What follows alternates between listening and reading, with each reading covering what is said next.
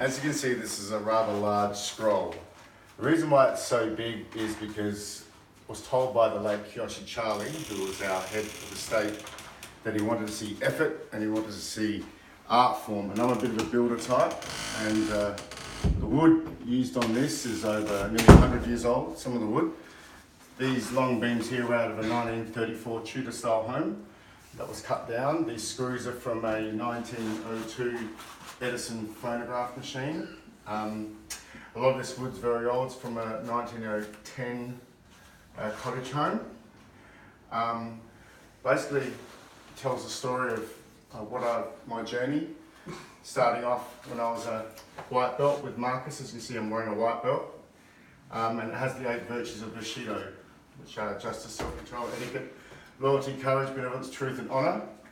It's a story of how you went from when you were a white belt to becoming a black belt, and you have to put down in words what it's been like for you. I was actually 40 years old when I started. I'm nearly 49 now, and yeah, it's been an interesting time. As you can see by some of the photos, you'll see as I progress through from white belt to brown and green and that. And some of the people here in these photos are a big part of our club.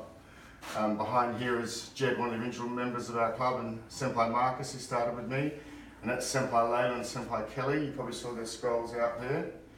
And this is Senpai James. He's an absolute gun of a martial artist, magnificent bloke too. And this is Senpai Andy. He brought me to the club. And here in self-control, the reason why I put Jed here is this is to get my black gi. To get your black gi, you've got to cop quite an arduous night of training and sparring. And even though he's I think about 28 years younger than me, we seem to spar pretty good together without killing each other. And over here, this is my favourite photo. This is Senpai Amelia, myself, Renchi Shane there, and I got my Bushido cross, which is this here that day. And just down here, I've written special thanks to my father Joe, because he gave me all this wood. My father's a bit of a hoarder of all types of things, so yeah, all this materials came from him. But the other thing too is up here, it's a real katana bag that holds the samurai sword, and inside that is one of Renchi Shane's training swords. Wow. And you probably notice it looks like a bit of a Japanese house, the way it's sort of set up. That was sort of the idea.